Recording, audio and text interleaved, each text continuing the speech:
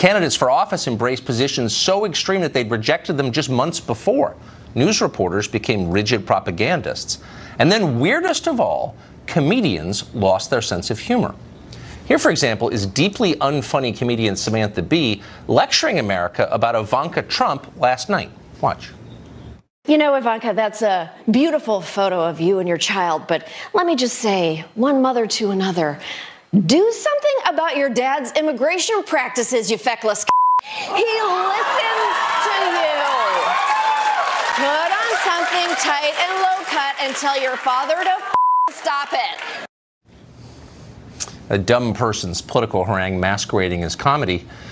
Well, profoundly sad filmmaker Michael Moore proclaimed all what you just saw, quote, brilliant. He called Samantha Bee a truth teller. Comedian Billy Eichner wrote on Twitter he thought Bee was being, quote, generous. Tonight, Bee is receiving an award from the Television Academy for, quote, leveraging the dynamic power of television to inspire social change. Well, Samantha Bee later apologized for that on Twitter, assuming a tweet rates as an apology, but doubtless that's just temporary. She'll likely be bragging about all of this at another award ceremony very soon. Meanwhile, Kathy Griffin, who is probably the single unhappiest person in this country, used her appearance on a daytime show called The View to launch another political lecture. When White House Press Secretary Sarah Sanders responded to that, Griffin wrote a profane tweet attacking Sarah Sanders. Blah, blah, blah, blah, blah. F you, basically. Where did Kathy Griffin learn to talk like that? Well, maybe from U.S. Senator Kirsten Gillibrand of New York, who is now regularly using the F word in her public appearances. Here's one. So what about President Trump? Has he kept any of these promises? No. No. Fundamentally, if we are not helping people, we should go the home. Now, she's not the quickest of the U.S. senators, but even so, it says something broader about what's happening in the Democratic Party. So the left is arguing that Trump is radical. How have they responded? By becoming way more radical, by going completely off the edge. They say Trump is vulgar. Okay. So now they shout profanity on television and at campaign events. Amazingly, Trump has somehow convinced the Democratic Party to completely destroy itself. No one ever says that, but it may be the biggest change he has brought to this country. It's fascinating. Radio show host Tammy Bruce joins us tonight. She's been watching carefully. So don't you think it's interesting? I mean, if you're making the case that Trump is kind of out there and he says things that are ill-considered and he's profane, you know, that's all kind of true. Wouldn't your response be, I'm the responsible one? Instead, they're out trumping Trump by like 3x, and they've gone so crazy that they may not even win the House back. Why are they doing that? Well, look, these women are making Trump at this point look like Sir Galahad. Exactly. When it comes to their behavior. And I think his third and fourth terms at this point have been pretty much secured after these displays. It's totally true. It's not new. I mean, what's happened is because of their rage, that the curtain's been pulled back. They just don't care about hiding the nature of who they are. You didn't mention Sally Field. Sally Field, the actress, the Flying Nun, also defended the use of the C word. And at the same time, what she's saying is, what they're trying to do is normalize the debasement of women in the name of being able to attack a woman with whom they disagree because they think she's conservative. But of course, the irony is Ivanka is not a conservative. It is a meltdown, but it is a reveal also, I think, why someone like Weinstein could survive so long in that world. That's right. When you're willing to reduce and have no principles, when you refuse to stand up for what's right because someone's a political opponent, that anything goes. So the American people are seeing what this means. They're seeing that this is certainly not a framework, not only of their values, but of a kind of an ugliness. Now, at the same time, look, people in media make mistakes on the fly. That we know this. You genuinely can regret something and apologize. The problem with what the Samantha Bee dynamic represents, which is different to some degree from Roseanne Barr, who's doing a tweet, it was scripted. It was clearly edited with an editing team. Then it was taped. Then it aired. Then it was put on social media and it was promoted. And when those vile misogynistic words started to trend on Twitter, her executive producer was excited. Well, so that's the thing. And by the way, we should point out that she works for the same network that owns CNN. And look, I mean, I've worked in newsrooms my whole life. I use vulgarity. I enjoy it. I don't want to be a blue nose about it. But that one word that she used, I don't know any man who uses that word because it is kind of the one word that is actually degrading. It's the thing that feminists are always telling us. That word really is. Why that word? It's fascinating. It reduces us to a vile terminology, to a part of our body, into the ultimate debasement of who we are as women. And this transcends politics and party and everything else. This is about loathing and hate. They have no ideas. They see the president is successful. We should all be happy that he is because of the nature of what he's been able to accomplish. And yet, because they don't know how to counter it, it returns into this, ultimately it's the fraud of people like Schneiderman or Weinstein, the nature of this kind of attack, the misogyny. That was my first book in 2001. That misogyny and sexism, the homophobia, racism lives on the left. And again, it's not about if you don't like something someone has said, we can all deal with that. Right. And we've all made mistakes.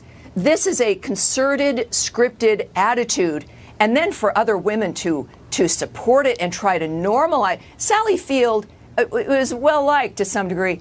To try to normalize this debasement means they at least have gone off the rails. Yeah, I mean, I get that people have disagreements with Trump, but these people are scary. I mean, I don't think they should be anywhere near power. They're starting to really scare me. I'm not just saying that. I watch this stuff every day. Anyway, Tammy, great to see you. Thanks for having me on. That smart Appreciate analysis. it. Always. Thank you. Well, the beauty of being a liberal political analyst in 2018 is it's really simple. No matter what the issue is or the concern might be, it's a safe bet that you can tie it directly to Trump. No matter what, hurricanes, higher gas prices, the ongoing war or famine in Absurdistan, even Roseanne Barr's Twitter feed, all of them are about Trump. Watch this as college professor and professional shakedown artist Michael Eric Dyson shows how it's done. This is MSNBC last night. Well, we got a bigot in chief and we got a racist in residence. That's what it is. He has unleashed some of the most horrendous viewpoints, bigotries, and racism in this country. He's legitimated them. He's validated them. He said, look, it's okay. Come out the closet, stand up and speak straightforwardly, and tell the world what you believe. We lower our standards. It's unbelievable. I know we all hate Trump, but it's so stupid. Not stupid is Mark Stein, who joins us tonight. What do you make of this? I mean, I feel like I don't want to overstate. I don't want to be hysterical like they are, but I feel like we're watching actually something profound. They're melting down, it looks like to me. Yeah, I think that's what's going on, Tucker. I mean, we live in a coarsened culture.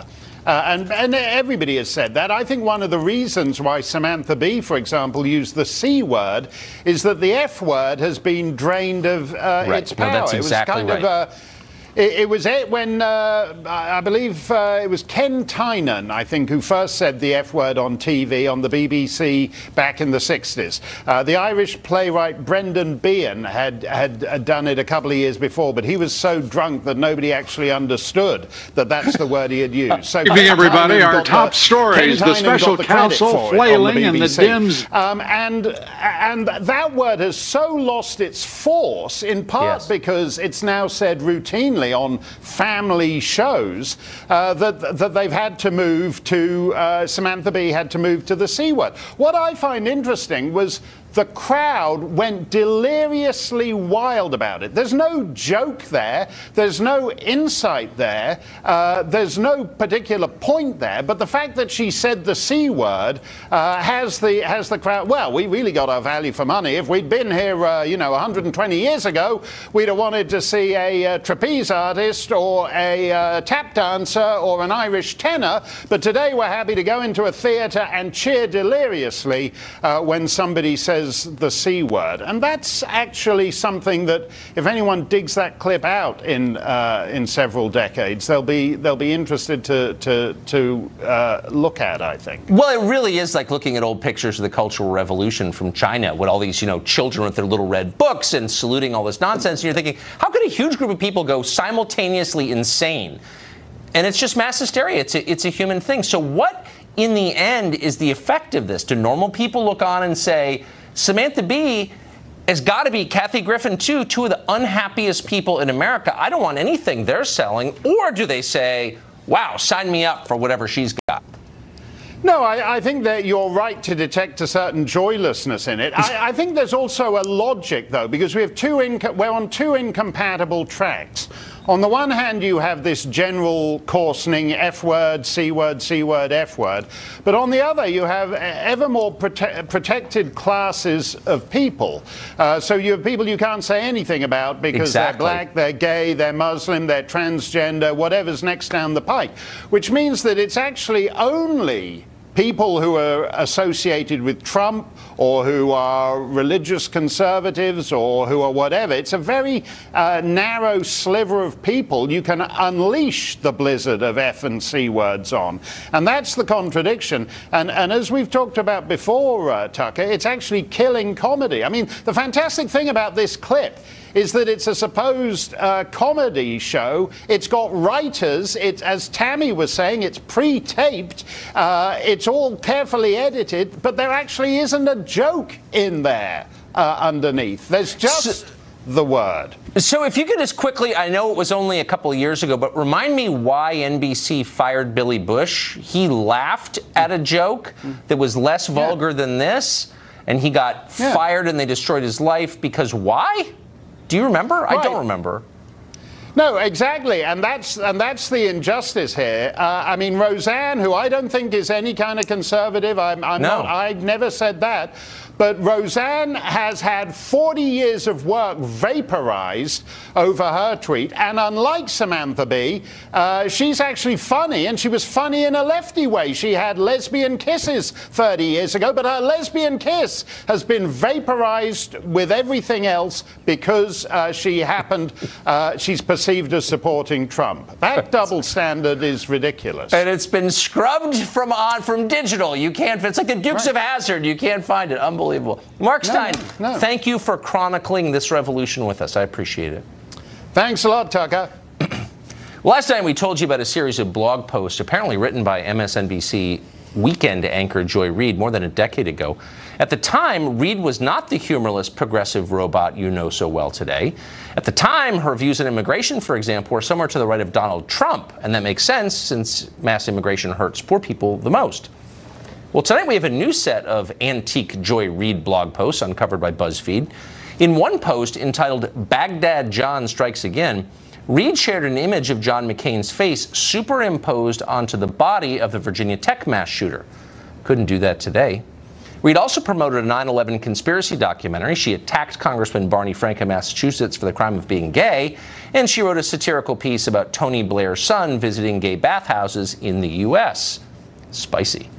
Reid, of course, previously claimed that her blog had somehow been retroactively hacked by unseen saboteurs, probably Russian agents or Macedonians or something. That's almost certainly a lie, but it was definitely amusing. How will she explain these? Well, we're still awaiting a new excuse from NBC News. As soon as they make one up, of course, we'll be the first to tell you.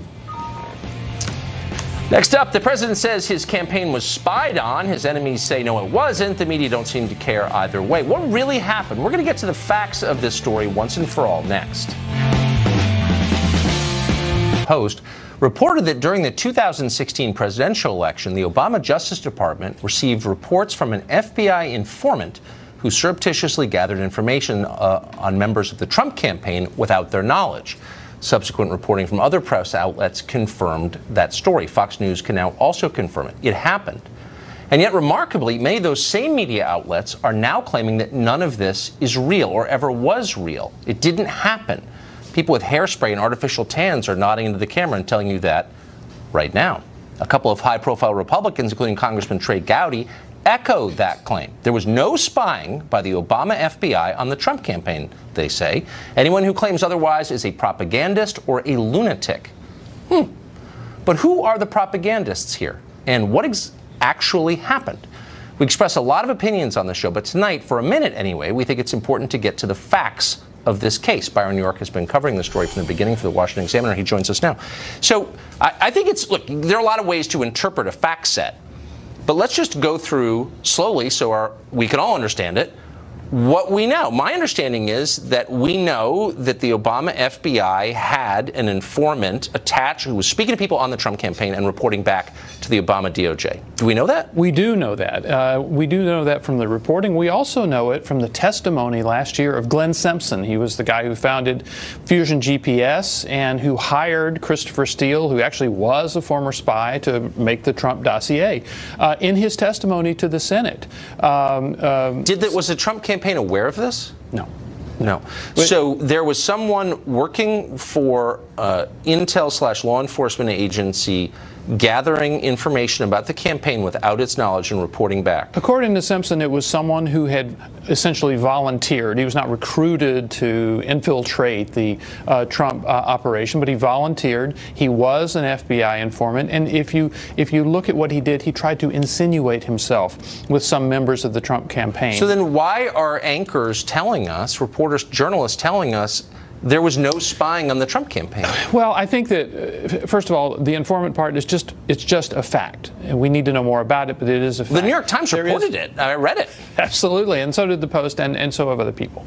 But there is a kind of a stupid semantic battle going on between spy and informant. And I think there's a couple of reasons for this. Perhaps people who are in the CIA and those types say, well, this is not real spy tradecraft. It's not that kind of spying. But mostly, I think the reason is President Trump, who is a master simplifier, has used the word spy. And if he uses the word spy, then it must be rejected. But nothing to do with Trump. I mean, I think that seems like an appropriate word. Why is it not? In its vernacular sense, to gather information without the knowledge of the person from whom you're gathering it. Why is that not spying? That appears to be exactly what they were doing. The informant that we hear about most often approached Carter Page, Sam Clovis, George Papadopoulos. These are figures in the Trump campaign. Kind of very friendly approaches. Oh, we need to have coffee. I've read some of your stuff. You do a great job. Let's talk. And then in the case of Papadopoulos, at least reportedly, was saying, well, you know about the Russians in these emails. Kind of getting information out of that person. Let me just ask really quick, because you're a journalist and you cover this. I keep hearing people say, we know that's not true. Has other information arisen that I somehow missed that prove what you just said false? No, this actually happened. This is a big semantic fight people are having. So it's dishonesty is what we're watching then. They're lying. They're mischaracterizing this on purpose to hide something that happened for political reasons. I think the biggest reason is the president said this. They must try to knock it down. Thank you. I felt like I was going crazy watching this stuff. It's a fact. Byron York, thank you. Thank you. So an FBI informant reporting to the Obama Justice Department did secretly gather information on Trump campaign officials, but never told the Trump campaign about that. All the usual geniuses demand that you not call this spying. Okay, what was it? Joining us now is Julian Epstein, a former chief counsel of Democrats in the House Judiciary Committee. So why is that not spying? Oh, I agree with everything Byron just said. I mean, I think you are getting caught up in a semantical thing. Well, I'm not. Well, the debate is getting caught up. A spy, I think what people think of when they think of a spy is a plant inside a campaign that's getting all kinds of information about the campaign operations. That's not what happened here, by everybody's admission. By everybody's admission, what happened here was the use of an FBI confidential informant, which is standard operating procedure in the FBI. Once the FBI has evidence that a foreign government is trying to co-opt certain individuals who are part of a campaign, in this case Papadopoulos and Carter Page.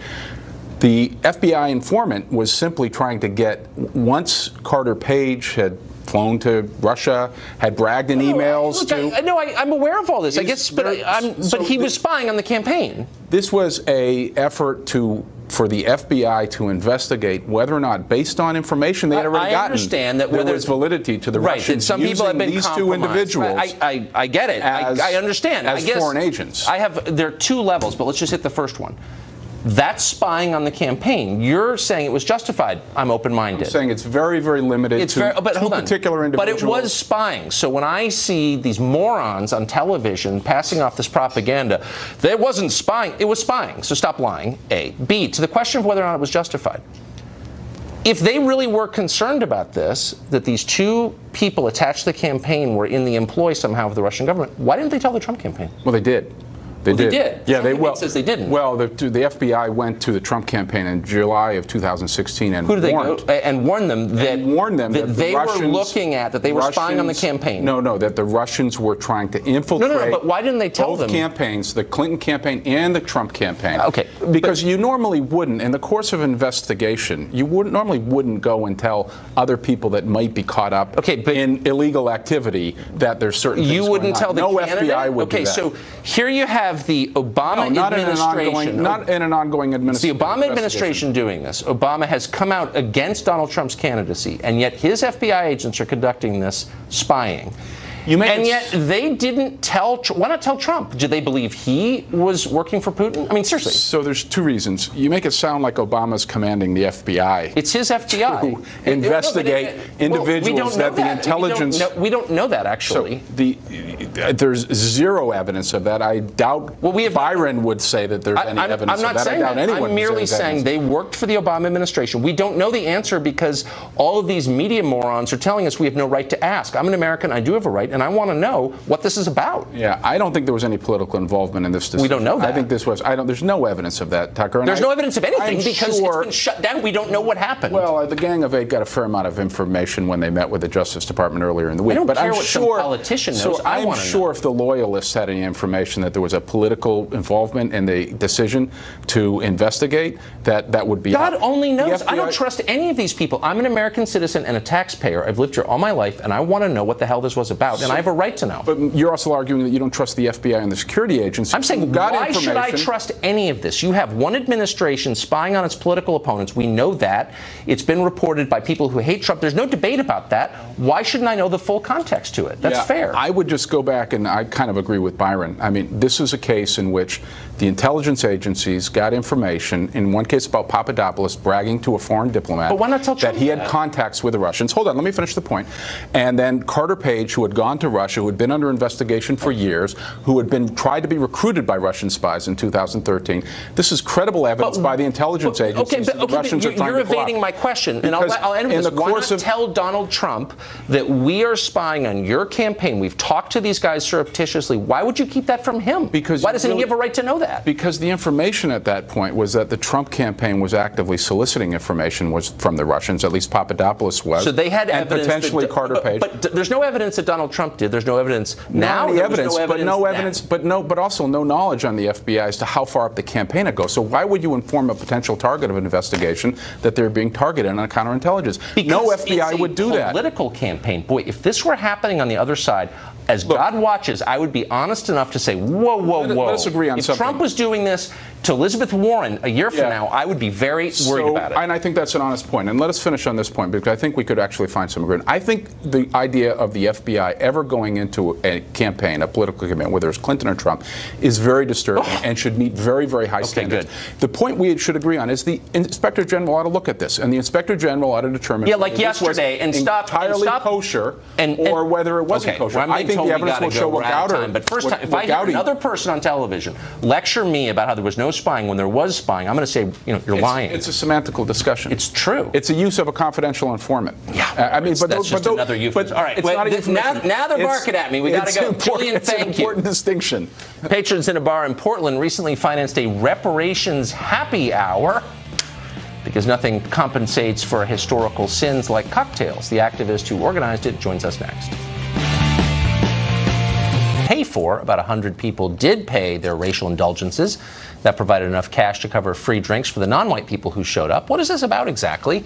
Well, Cameron Whitten is the activist who organized it, and he joins us tonight. Hey, Cameron, how you doing? Hey, Tucker. It's good to see you again. Nice to see you. So what's the thinking here? So Reparations Happy Hour is a successful event that was put on by nonprofit Brown Hope. You can find more information out on brownhope.org.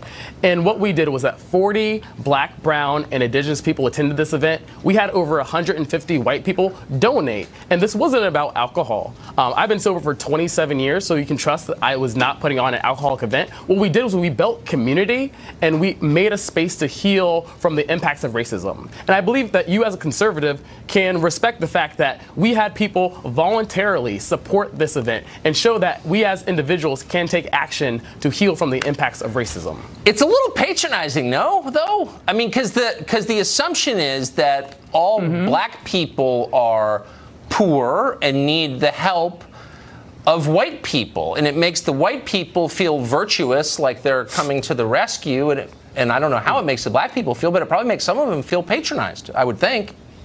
Thank you, Tucker. So I saw your show, I saw your segment about racism, Roseanne Barr. We're both going to agree that racism is real. We both agree that racism goes two ways. Yeah. What we're saying is that racial disparities, if you look at our country, the color of your skin is a predictor of how long you'll live, what kind of economic level you'll be in, and other factors. And so what we're saying is that... Well, it's actually, Cameron, as someone who's familiar with the numbers, let me just say it's not quite that simple. I mean, broadly maybe, but I mean, African immigrants to this country have higher income levels than native-born white Americans. So it's not quite as black and white as you're suggesting. And I guess that's kind of the point that I am making, is that not all black people are the same, not all white people are the same. You have different attitudes, different income levels.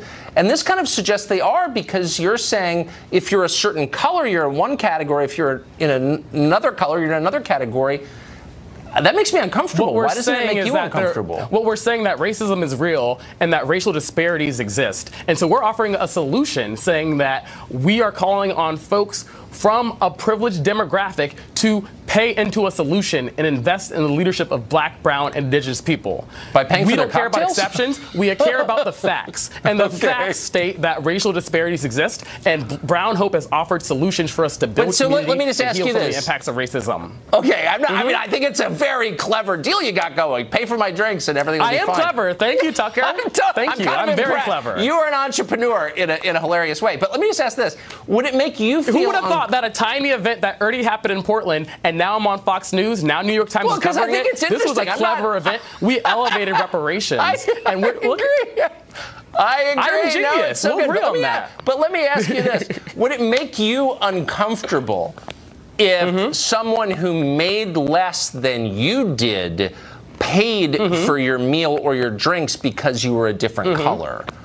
Would that make you feel uncomfortable? So what we're looking at is the real wealth disparity in our country, and we know that the wealth disparity between blacks and whites is around 10 to 1. So we know that the disparity is real. Hold on. No. What's your speaking in general Give me your terms. counterfact. Well, I already gave you one of my counterfacts, which is African immigrants make more than white Americans on average. Are you uncomfortable talking about the realities of this country? Well, actually, because I'm not giving you. You're upset that I'm using general terms. You're upset that I'm using statistics. No. You seem uncomfortable. I'm amused. But let me ask you this. Me too. Does it make you uncomfortable to generalize on the basis of race in the way that you are, despite the fact you're making money from it, which, again, as a capitalist, I applaud. I mean, it's an amazing scam. But does it make you uncomfortable at all? It is.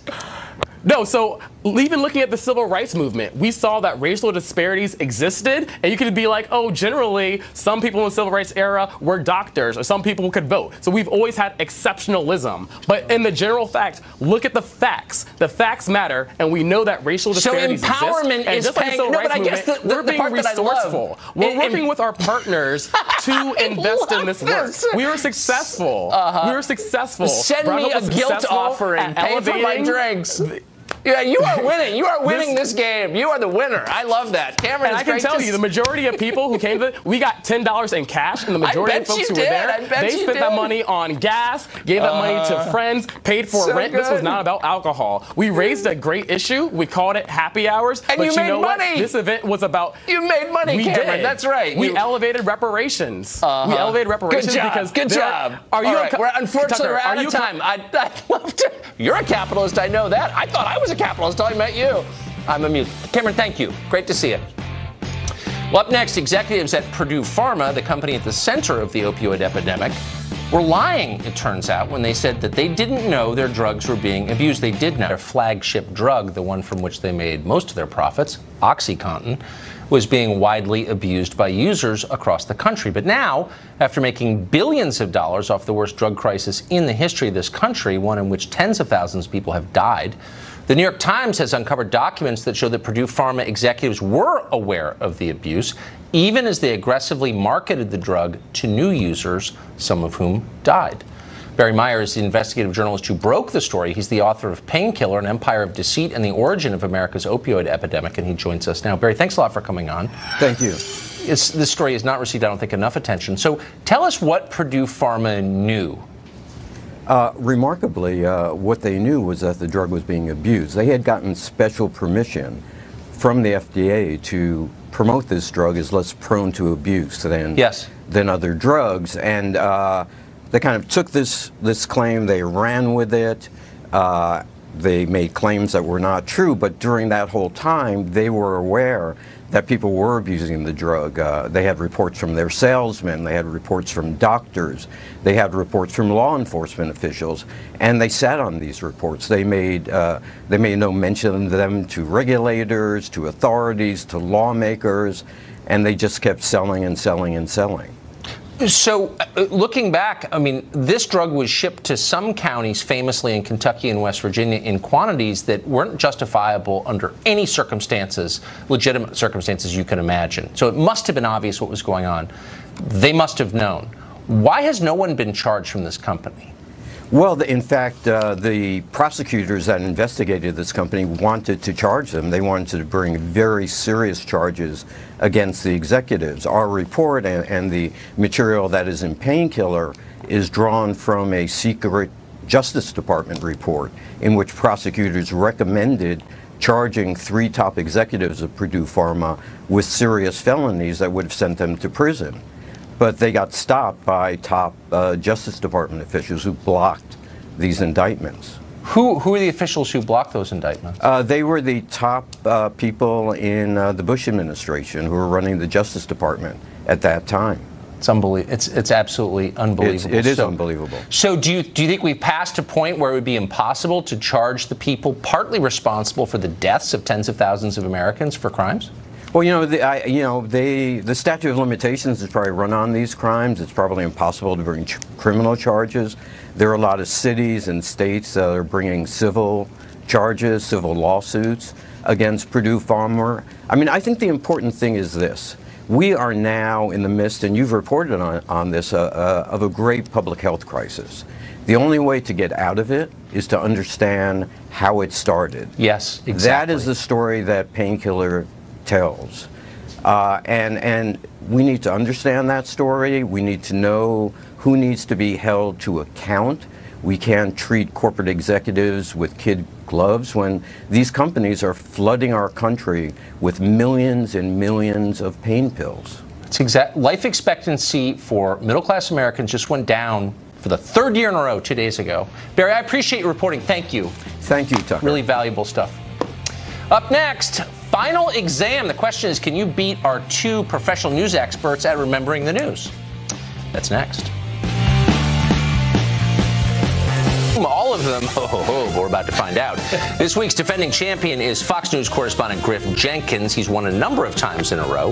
His latest challenger, our friend Town Hall editor Katie Pavlich. Now, as you know, Katie, your competitor has won 4 times in a row, but each time he's been wearing a sling for his injured arm, which he destroyed on Fox and Friends weekend. Oh. Now he's out of the sling, which makes him even faster, so good luck to you. Thank you very much. I know you know the rules, but in First case you time, don't. we'll see how it goes. I need both arms to beat Katie. She's going to absolutely kill me. She's really good. This is what he does. I think this is him. Okay, so hands on buzzers. I ask the questions. The first person to buzz in gets to answer the question. You have to wait until I've completed the question before